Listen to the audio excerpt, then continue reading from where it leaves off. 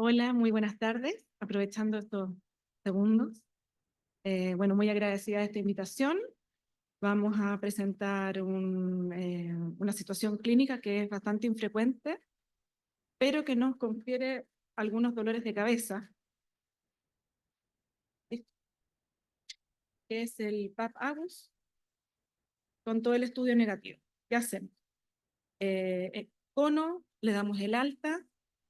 Estos casos son súper infrecuentes. No vamos a encontrar en estos estudios randomizados, máximo algunas series de casos, algunas conclusiones de algunas cortes, pero más nada.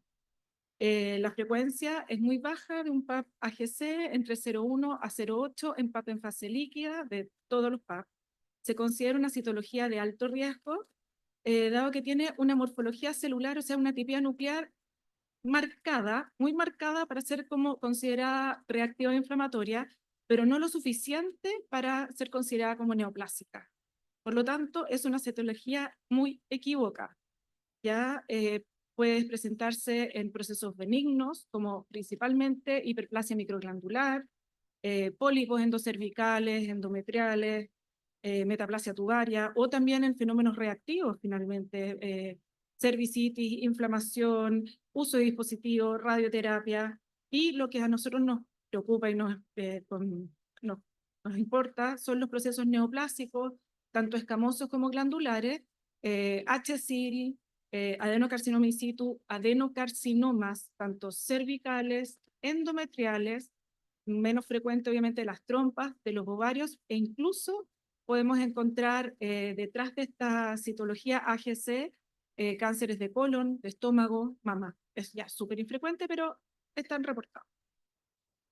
El sistema de Bethesda del año 2001 cambió la nomenclatura de AGUS a AGC y se sugiere intentar localizar el sitio anatómico, ya sea endocervical, anatómico, NOS, y si es que tiene un mayor grado de atipia, favor neoplasia, que tiene evidentemente un mayor riesgo de HC.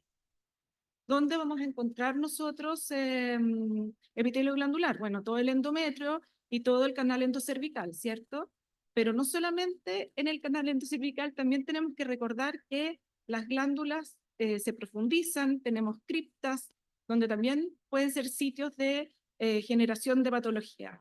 Y clásicamente se describe que en un 85% las patologías glandulares van a estar muy cerca de la zona de transformación, pero en un 15% vamos a tener lesiones saltatorias que nosotros eventualmente no las vamos a poder pesquisar.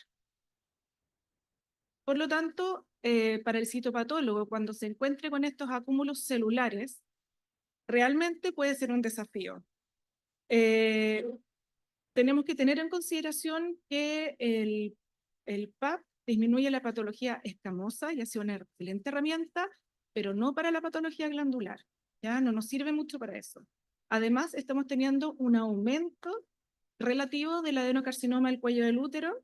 Las células glandulares son muy difíciles de recolectar y de interpretar, y además se lo hicieron un poco más difícil a los citopatólogos porque el 2014 la terminología Bethesda incluyó muchos más diagnósticos diferenciales, otras imágenes. Entonces los patólogos tienen que tener un alto grado de sospecha, tienen que tener una metódica evaluación en el extendido en búsqueda de estos hallazgos citológicos específicos, y hay una bastante baja reproducibilidad entre los citopatólogos. Es un estudio del año 2017 que solamente había un 33% de concordancia entre patólogos expertos y patólogos comunes. No los quiero marear con esto, pero a nosotros nos llegan los informes.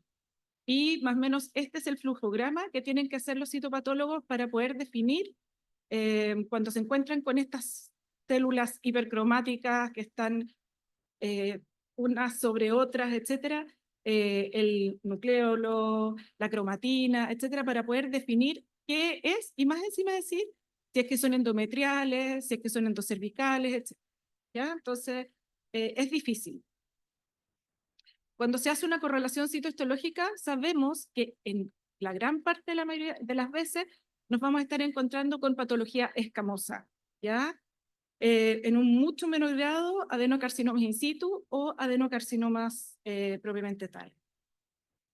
Esta es una serie de un hospital de Texas, que son aproximadamente 150.000 PAP, y estos son 330 casos, ¿ya? En realidad eran 490, pero solamente tenían histología de 330. Entonces, si nos fijamos,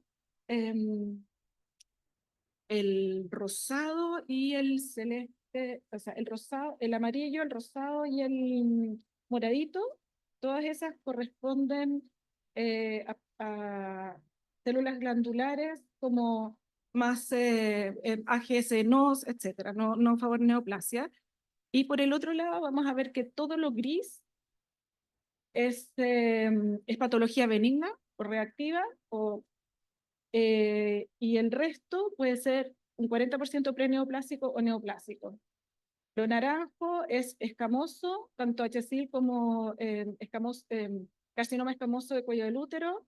Lo morado es endometrio, cáncer de endometrio. Y solamente ese verde es endocérvico, adenocarcinoma o adenocarcinoma in situ. El estudio, la SCPP, nos sugiere que hagamos una colposcopía, ¿ya? Ahora, la colposcopía va a depender de la zona de transformación, que es lo que vamos a ver, si es que siquiera vamos a ver epitelio glandular o no. Y si vemos epitelio glandular, puede ser que veamos lesiones súper tenues o nada.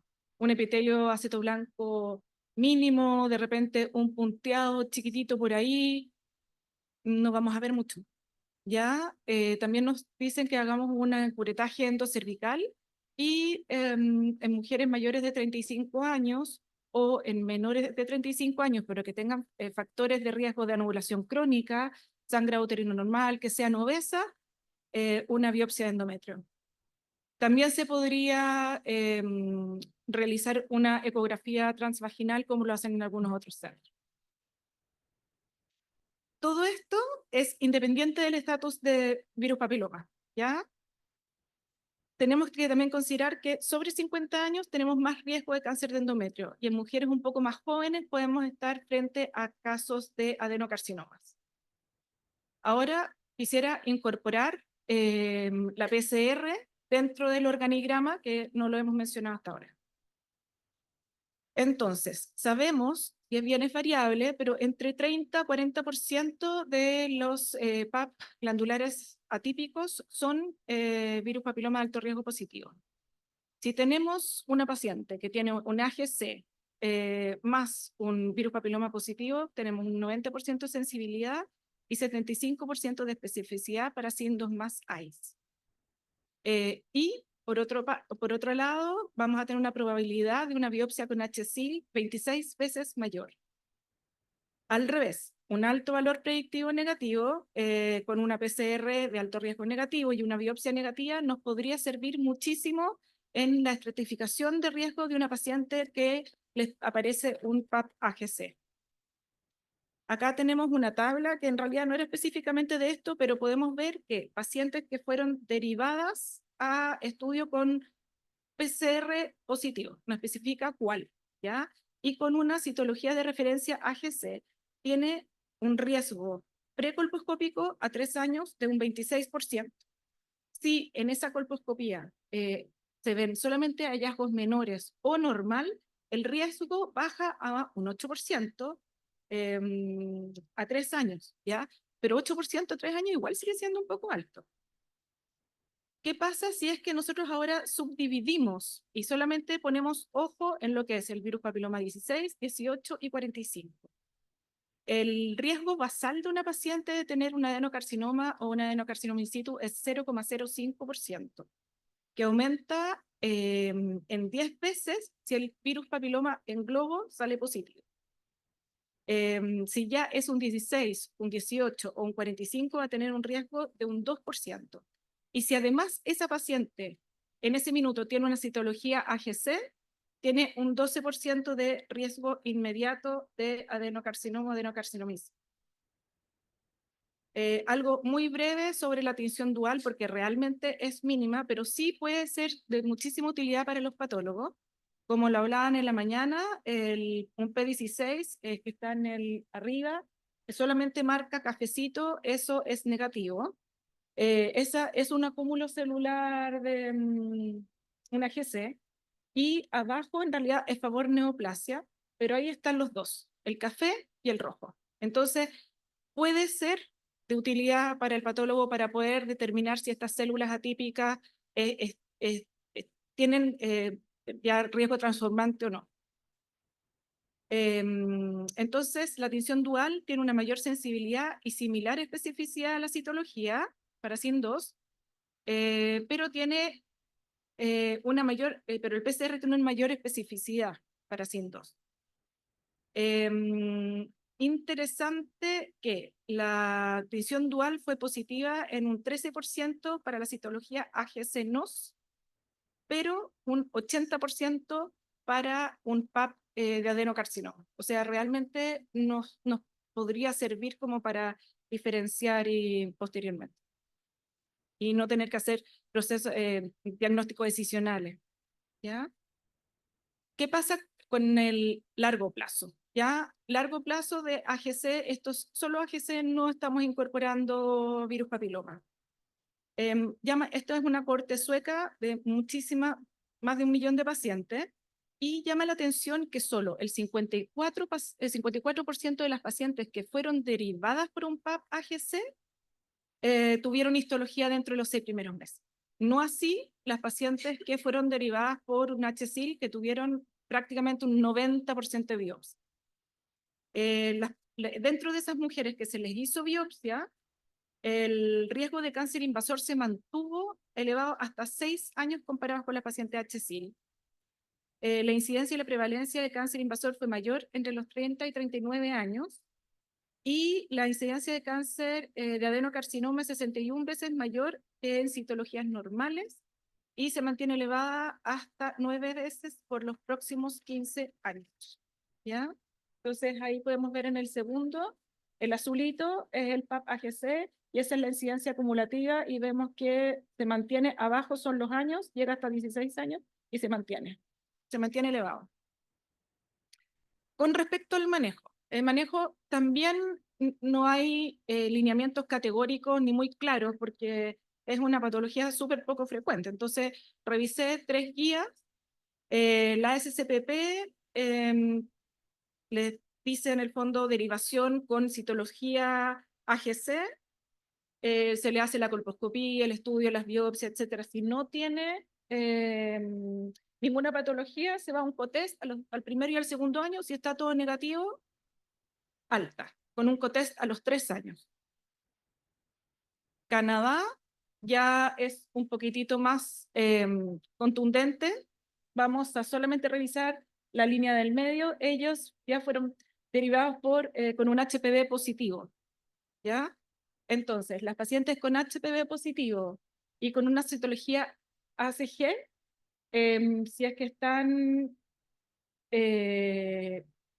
normal, van a 3 colposcopías, y entre medio, o sea, 6, 12 y 18 meses, y entre medio 2 PCR, a los 6 y a los 18. Si está todo negativo por 2 veces, alta, pero a un control con COTES al año, al centro de referencia o a la asistencia primaria, lo que sea. Pero si es que tiene persistencia de virus papiloma, con una histología normal, va a ir a colposcopía anual, constante, constante, constante, hasta que se negativice.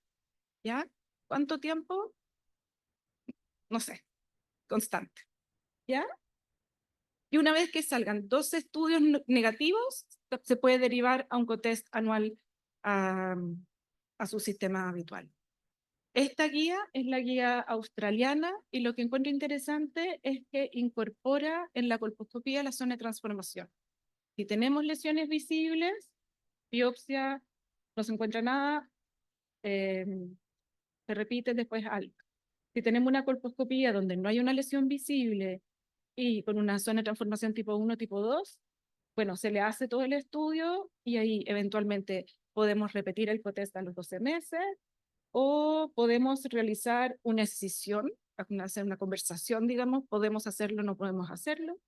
Y si es una colposcopía tipo 3, también plantea, dependiendo del estudio, que se puede hacer una escisión de la zona de transformación. ¿Qué es lo que sugieren? Si en el seguimiento el cotest es negativo, debiera repetirse anualmente hasta que tengan 2 cotests negativos y luego puede volver a 5 años. Si es que encuentran cualquier genotipo de HPV positivo o alguna anormalidad en el Papa Nicolau, la paciente deberá ser referida a una evaluación colposcópica y si esta alteración persiste, podríamos considerar una conización. Entonces, ya casi estoy terminando. La patología glandular es infrecuente. El gran porcentaje del PAP-AGC es totalmente anodino, pero sí tenemos un cierto riesgo de neoplasia. Las lesiones pueden ser saltatorias, focales, multicéntricas, pequeñas. Pueden involucrar la profundidad de las glándulas endocervicales y criptas.